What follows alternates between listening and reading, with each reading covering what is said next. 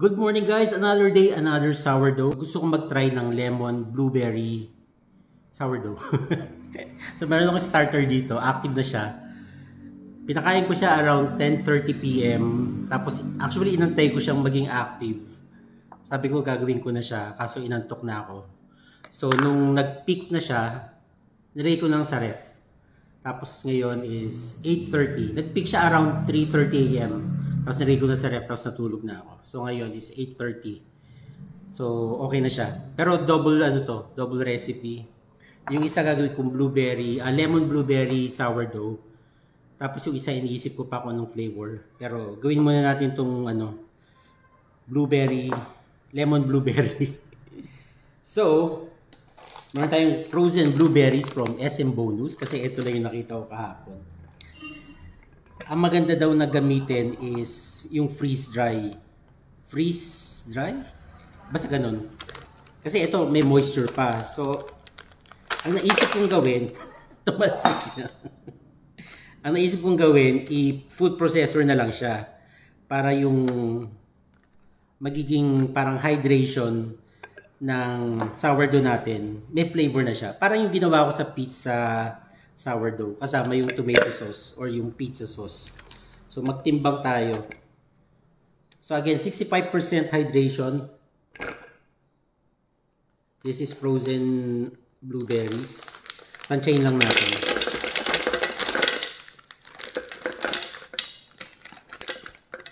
So yung iba ilalagay ko sa inclusion para may mga buo-buong blueberry. Tapos hot water para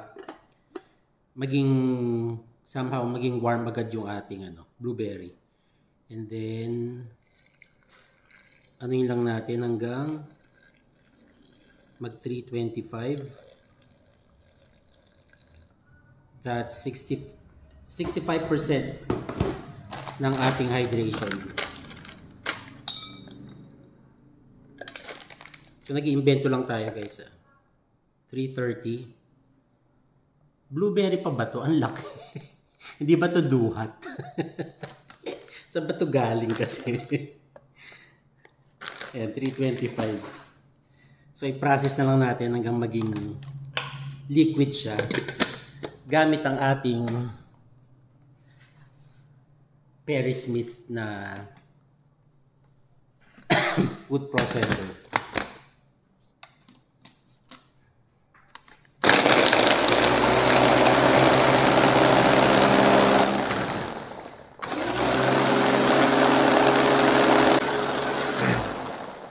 Actually, may nakalimutan ako. Since lemon blueberry pala to, kailangan may lemon.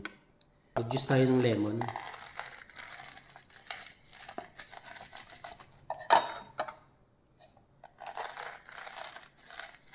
Lagyan natin ng lemon juice. Tansyahin lang natin. Tapos saka na lang natin timbangin. Parang promising to. Tapos, isang pa.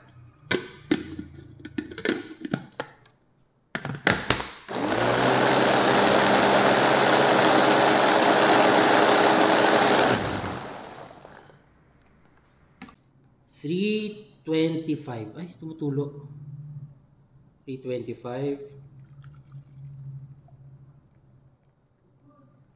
3.26. Titira ko pa ba ito? 330. Tapos 10 grams ng salt. 340. 10 grams.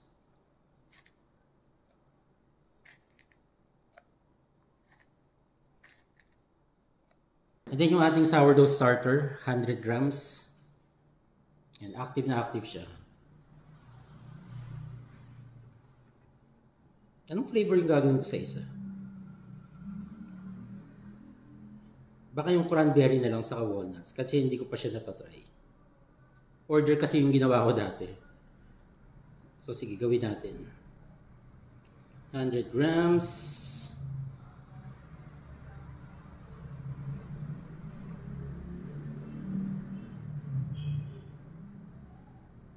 $500 grams ng bread flour.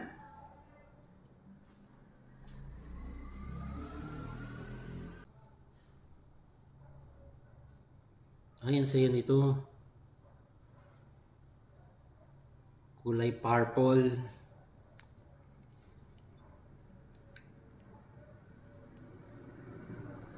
Kamayin ko na. Para mabilis maghalo. Actually, malamig pa rin yung tubig. Hindi ganito yung usual dough na ginagawa ko. Natidigan ko ba ng tubig? Yan, mag-experiment na naman ako. Kaya minsan medyo umapalpak tayo Gatin ng tubig. Tansyahin natin. May hinahanap kasi yung consistency para sa dough.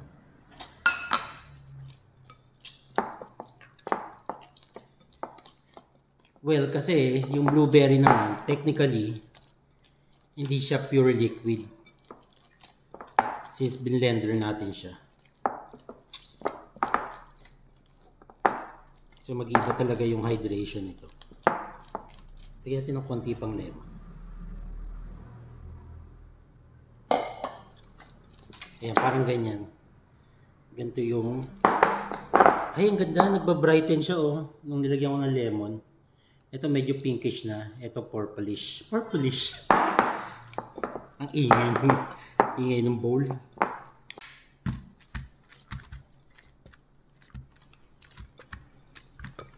Nag-react agad yung yung lemon. Yan, parang ganyan.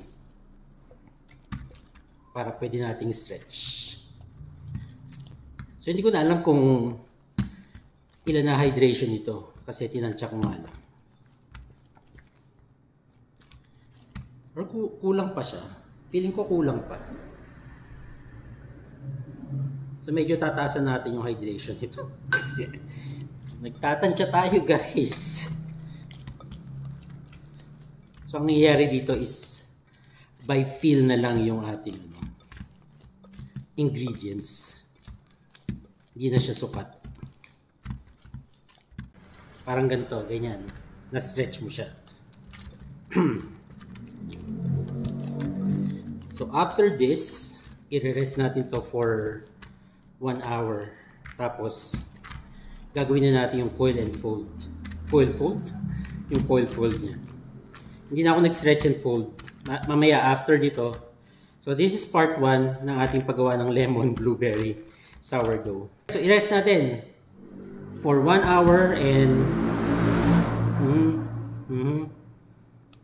parang nakukulangan ako sa lemon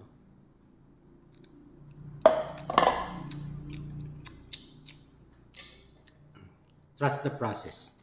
So rest muna natin.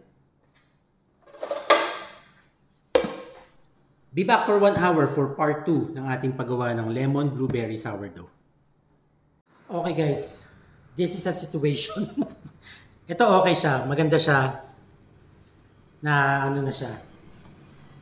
Ready na siya for final proofing sa Banneton or cold proofing. Ito gagamitin natin yung food packaging as Banneton. So lagyan natin ng flour. And then ang gagawin ko is yung tinatawag na caddy clasp, yung parang iano mo siya, imimit mo siya.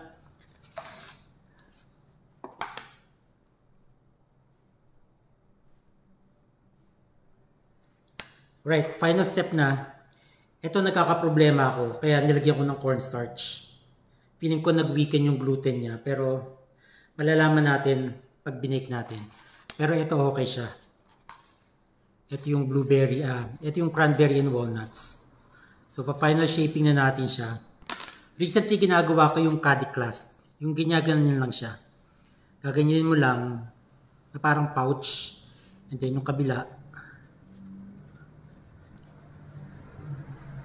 And then directly sa Banneton. So, ganyan lang siya. Madali lang.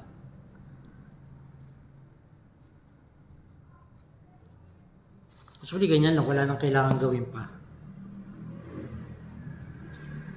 So, cover lang natin and then ready na for proofing. Final proofing. Ito lang talaga yung yung blueberry. Hindi ko alam kung paano mangyayari dito.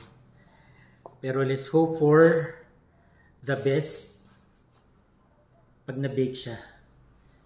Ano pa naman to? Cold proof pa naman. So cutty clasp. Ito yung clasp technique na tinatawag for final shaping. Ayan. Sana maging successful to. Kinakabahan ako dito sa blueberry and lemon. Pero siguro dahil ang taas ng hydration niya, nahirapan akong i-handle siya. Stitch lang natin para mag-create ng mas maraming tensions.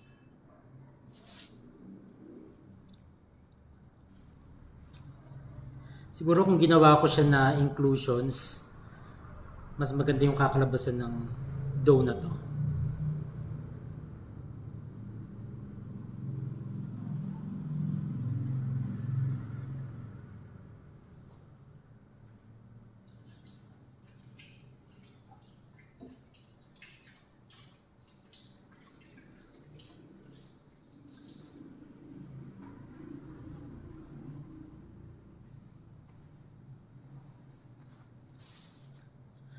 So ito siya, ito lumabas lang yung cranberry niya. Pero i-close na lang natin. Kurut-kurutin lang. Lumalabas talaga.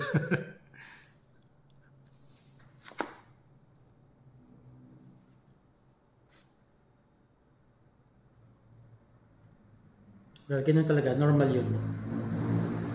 Kapag may inclusion. Ito ang ano niya ang sticky nito. Ito i-cold proof ko siya for ng longer. I-cold proof ko siya ng mas matagal.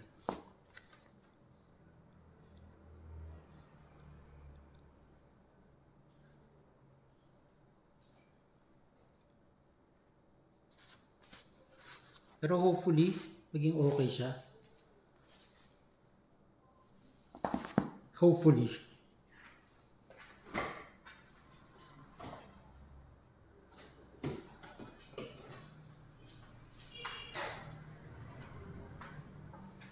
Yan. Cover na lang natin ang plastic.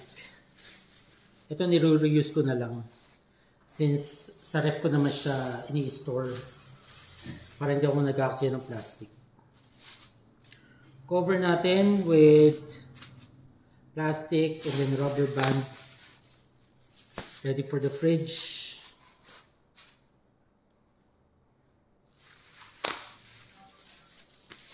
Okay, cold proofing for 18 to 24 hours. So around this time tomorrow, i-bake na natin siya.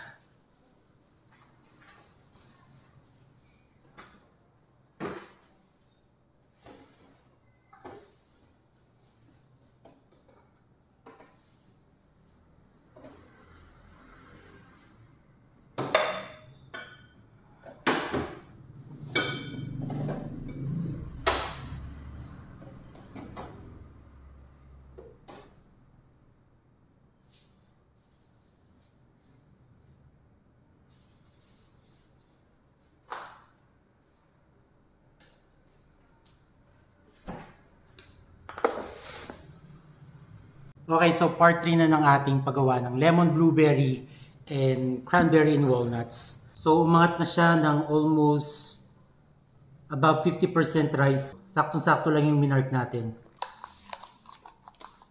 Kalat lang natin yung tubig. So syempre kailangan dapat malinis yung table.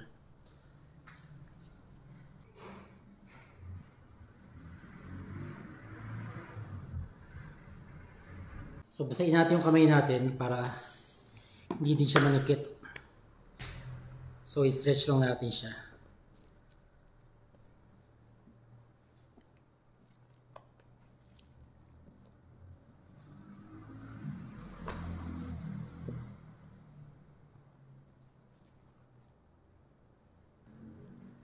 Ito medyo baguhan ako sa process na to, so nangangapa ako.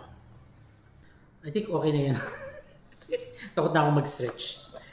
Di na ako maglalagay ng blueberry kasi frozen siya, mag-a-add lang ng moisture. So, konting cranberry na lang ang ilagay natin as inclusions.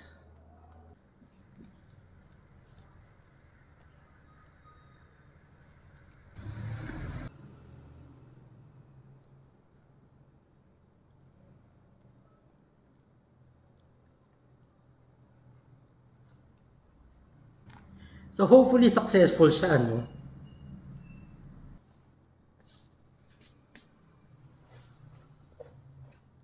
Okay, and then i-roll na natin.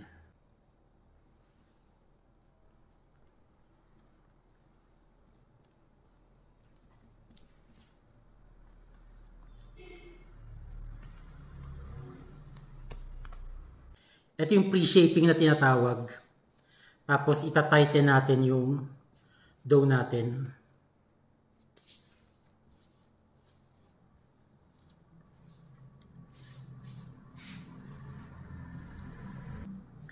Papabilugin natin yung dough.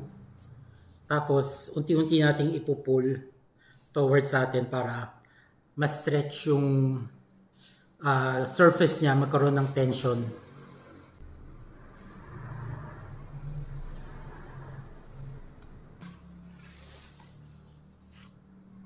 Yan. Tapos, itabi lang natin. I-rest natin siya for 15 minutes.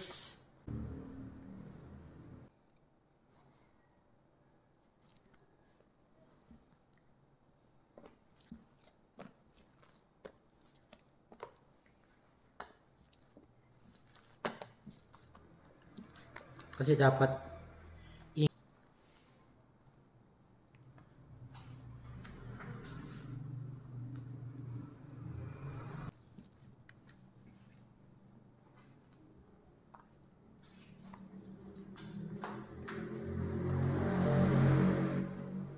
so, lagyan na natin inclusions. This is dried cranberries.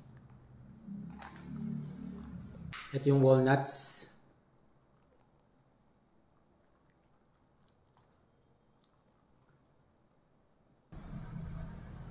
Ayan. Uy, maganda ang pagka-laminate ko ngayon, ah. So, more cranberries.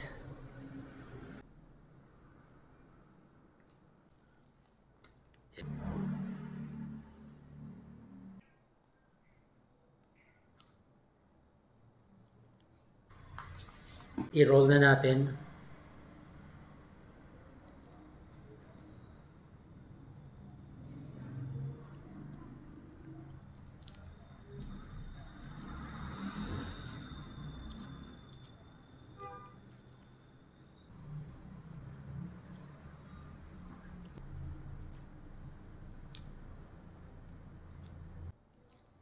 Ganyan, guys. Okay, so tabi lang natin. I-rest natin for 15 minutes. Ito yung cranberry and walnuts. So, final shaping na natin siya. Recently, ginagawa ko yung caddy clasp. Yung ganyan lang siya. Gaganyanin mo lang na parang pouch. And then yung kabila. And then directly sa bodyton. So, ganyan lang siya. Madali lang. Yeah, ano pa naman to? Iko-cold proof pa naman. So, caddy clasp. Ito yung clasp technique na tinatawag for final shaping. Ayan.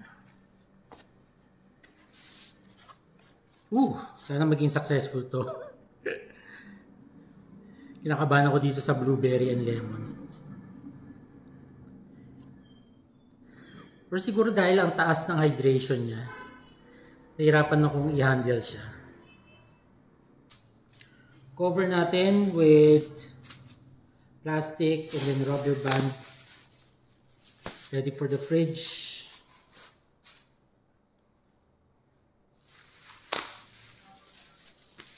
Okay, cold proofing for 18 to 24 hours. So around this time tomorrow, ibibake na natin siya. Hey guys, so this is part 4 ng paggawa natin ng lemon blueberry sourdough and yung cranberry and walnuts. Tinransfer ko lang siya dito sa bago niya lalagyan kasi napupunit yung pinaglagyan ko. Food container to, and dito rin sa baniton niya. Ready na i-bake. Tanggalin na natin plastic. So, lagyan natin ng parchment paper. And transfer natin dito sa ating baking tray. Then, ito namang blueberry and lemon.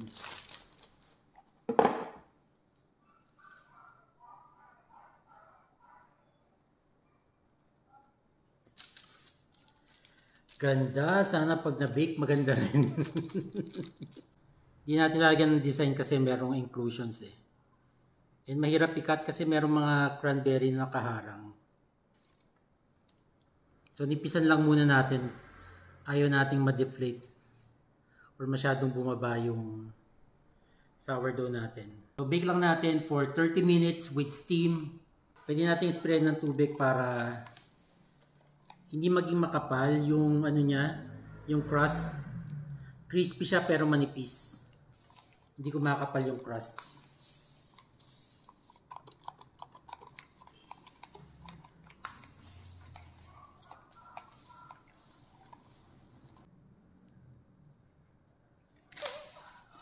Ang pangit. So, bake na natin.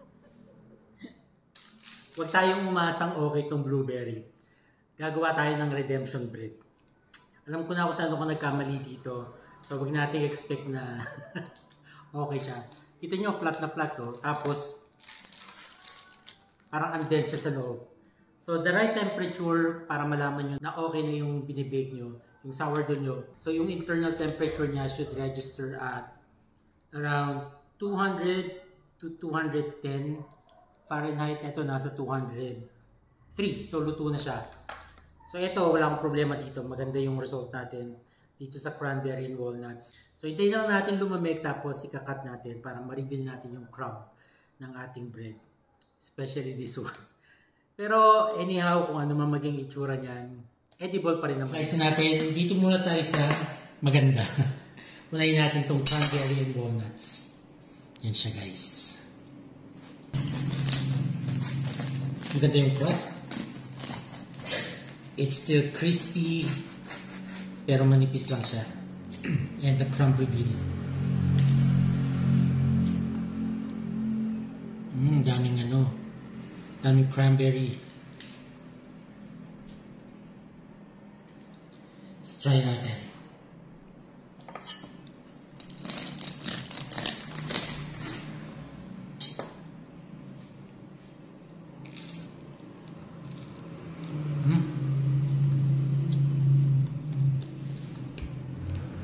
Sarap. Sarap niya.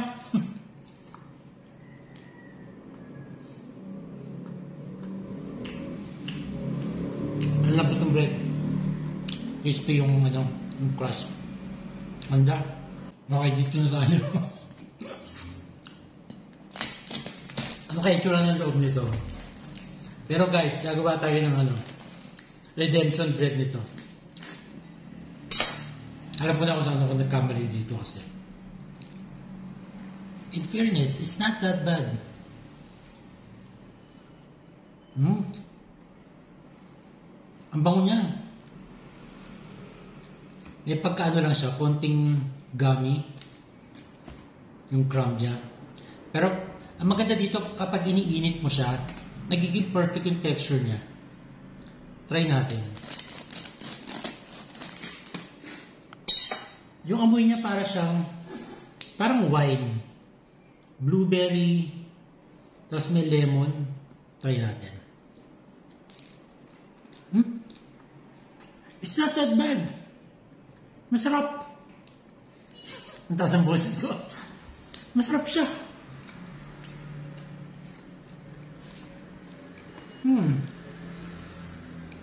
For me, okay yung texture niya.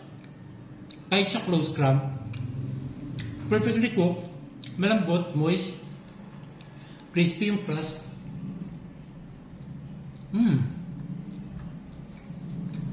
Masarap, masarap. Good job. Kulang lang siya sa rice. Sa pag-alsa, Halos wala siyang open crumb. Alam niyo kung saan ako nagkamali? Kita niyo to, may mga punit. Nag-weaken yung gluten niya. Tapos I think na overhydrate. Pero okay yung texture ng tinapay niya. Masyado nga lang dense. Pero masarap.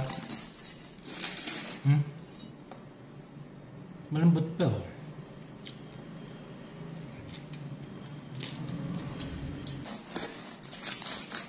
At yung cranberry and walnuts.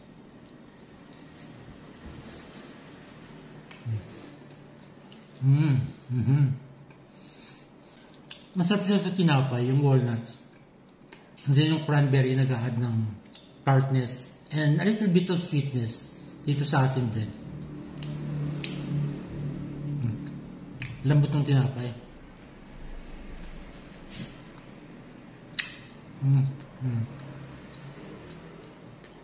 Chewy, moist, malambot, sarap.